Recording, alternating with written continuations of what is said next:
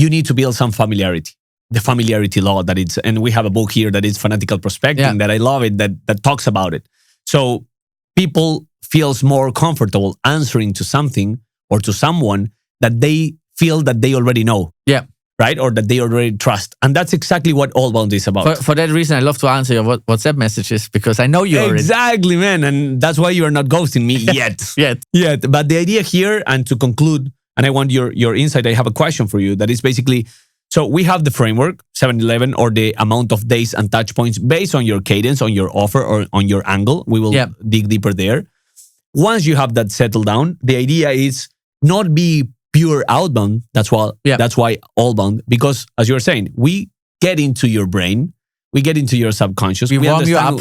Exactly. We warm you up a little bit. We teach you a little bit. And when we reach out with whatever the different angle, and we will talk about angles and copywriting structures, you feel that my message is not a cold outbound one, right? And from there, you start booking calls and moving the needle towards a potential closing, right? So in order to move forward into we understand why multi-channel is important, what Allbound means. If you have to share one strategy, one case study, one story from your side that you would say, hey, you know what? I understand that this is working better than spray and pray over the last 5 years. Do you have something to share with us? Yeah. So for example, when do I use it? I love to use it, for example, when I have a roundtable event, which is like an event happening in a certain location, and I want to get companies in this specific territory coming to our roundtable event we are organizing. Okay, right? So invites. And, exactly. Yeah. So I first, of course, make create a list or put it in reply territory where I need the people, what kind of title. And then I build like a campaign. Yeah, like an account list and then the campaign. And then automatically, of course, I enrich the data and then I build this kind of flow, right? Okay. So what works pretty well for me is first like in-mail or like first an email, first step to invite them to our event. Then I send them a LinkedIn request. Okay. If they accept it, automatically the sequence then sends them a message. So you have like a conditional logic within it. Correct. Right? It's like a decision tree process. Exactly, a decision tree. Perfect. Wording. So it's a decision tree. If they accept my LinkedIn request, automatically I send them a message to invite them again to the event. If they don't accept the message, I send another email, but with a generalized recorded video of myself. Say, hey there, I would love to invite you to our next roundtable event, which is happening on the 15th of March in Stuttgart. Exactly. As a legal profession, I think it would be extremely valuable for you. And all information you find in this email with the link where you can register. Exactly. Bam. Again, personalization. People see my face. Familiarity. People see my and then of course if I see they open it, I directly can give them a call. Exactly. As I have the stats from the video outreach. Okay, they watched the video completely. I give them a call. Just wanted to follow up if you found how you liked my video. Have something which I can refer to, and then trying to push them to the invite that they come to our event. That's right? Awesome. So basically, to put it into a nutshell or to recap a little bit what you're saying, it's your strategy, let's say, for this specific use case that is, hey, I will be in this event. I want as much as possible people to join me, potential prospects. Hot leads, you know. Your sequence is using, can you repeat that? What's the steps? What are the, and multi-channel, basically? It's definitely multi-channel. So first email, second LinkedIn request, LinkedIn message, video outreach via email, and then phone call. So it's around the 5 touches around all the different channels. Exactly. So you're leveraging the channels. 100%. And then in the DACH region, I am always a little bit careful with the touches. Yes. Because it's different. Yesterday I got an email like, "Where did you get my phone number from?" How do you answer that? By the way? Where did you? It was an email. How do you answer those objections? Common ones. By the way. It's I'm straightforward. It's like, look, I went to LinkedIn. There are different data providers who provide phone numbers or email addresses. In this case, we use reply, by the way. But, and they say, but it's not GDPR. That's crazy, man. Compliant. I said, look, at the moment when you confirmed your LinkedIn profile, most likely you put your phone number. Your information is out there. It's there. It's publicly available. So and the data providers just take your phone number. If you want to be taken from the list, I can send you an email where you can do that. Oh yeah, that would be great. I have you already in the phone. Would you mind be interested to hear a little bit more what I was actually planning to tell you? And then you get in. That's how you lower the barrier. You gave them something, so they are more open to talk to you. They come negative into the conversation, and I try to twist it around. Man, that what you're saying here, besides all the topics, that's how a seller would approach a conversation, right? Like, hey, I'm roasting you. I don't want to talk to you. I hate you. Yeah. In fact, now that you mentioned that, and a parenthesis, I remember once when I was working at Revolut as a sales manager, we were used to do like a round table of cold calling, like a power hour of cold calling. I jump into one of the sales executives that were working in my team. And we were doing 1 hour of calling. One, this guy or this girl, one myself, one the rep, one the one myself. In one of the calls, this guy started insulting me like crazy. I got completely blocked and shocked and froze. And I was like, I'm so sorry. I just hung up.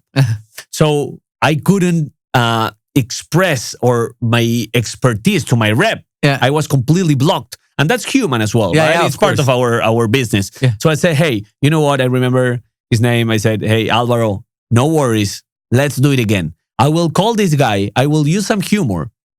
And I will say something that at least we need to understand if it's a no or maybe it's in the wrong mood, right?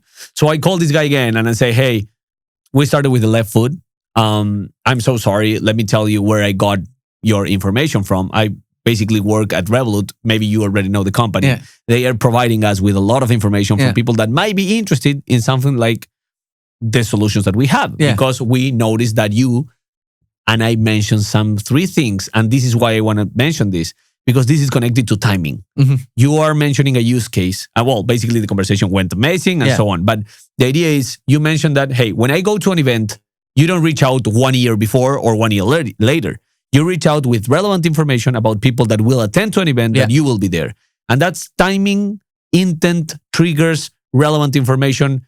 How do you see this Allbound and this intent stuff and this relevant information being applied, if any, by sellers, by companies? And what are the challenges that you see out there? It was a long time where we had this intent data, which is really helpful to, prioritize certain prospects.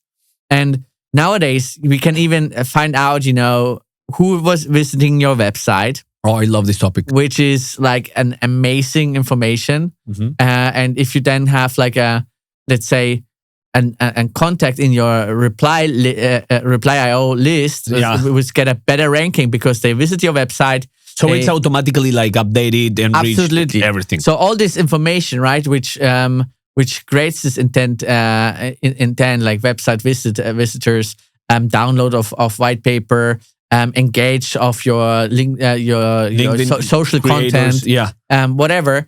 And all this information was never really available, or it was really difficult to find. It was out. It was not difficult to find. It was difficult to collect and to bring it in order. Exactly. To use it as an all-bound strategy. Exactly. And now that we have this AI area, it's now possible. Okay. Right? That's the beauty on Allbound, which was not possible before. I love this topic. What is your opinion about that? I think that the biggest challenge, or challenges, but there is one specifically that most revenue sales teams are finding out there, is that they don't know exactly how to put this into implementation. Everyone wants AI. Everyone wants no-code tools, whatever, easy to use. No one understands why this will give me a potential result. And most likely they are still juggling within or between 50 tabs, like going through data enrichment, then jumping into LinkedIn, then jumping into ChatGPT. And that's exactly, I think that is relevant to mention that, I mean, Reply is our partner, but on top of that, we are using it. That's why. We we preach what we use and what we do. And the idea here, and I've been implementing this within a lot of different projects and clients of mine, that it's not only needed to be used by go-to-market engineers or tech-savvy people. That's the challenge, that at some point tools like Clay, for example, that are really good, but they need some level of expertise. Yeah. With Reply, to connect all the dots, and then we can make a recap. What we're doing right now and what we're seeing is that we have like different stages. We need infrastructure. We can talk about it. Infrastructure is secondary domains, so we don't have any risk or any potential damage within our own URL main domain and primary domain. Those secondary domains needs to be warmed up, needs to follow a specific setup within DMARCs and more technical stuff, SPF, MX records, etc. Once we have that done, we need to, again, warm them up. And from there, we can start sending emails as long as the other channels when we use multi-channel strategy. So basically, you need a provider for that or technical team to do that. On the second hand, you need to start creating your offers. Yeah. Right? I want your insights right as well. So jump with me. Yeah. You need to start creating your offers. You need to start creating your point of views within your angle of what you're going to solve with your solution, who you're going to target. And you need another solution to build lists. Yeah. Then you need another solution to send the emails or the multi-channel approach. And then inbox, CRMs, and more plus 5 tools at least. Yeah. What we are seeing with Reply is that you have everything there. You have everything in a single tool, right? Everything in a single tool. What I really love as well, when you set it up the first time, right? You put your website, you put your products, you put your ICP, you're scared because you think this is going to be technical, but it's not. It's not at all. It's like really filling. It's easier than filling out an immigration paper. Don't tell me, man. You know, don't tell me coming from Latin America. So I am the expert there. So it's really simple. Like put it in your website, put in the different products offering what you have, the ICP automatically, the territory you want to target, the language you want to target them. That's because crazy. It's like it you can send out in multiple different languages. Yeah. And it's all relevant. Yeah.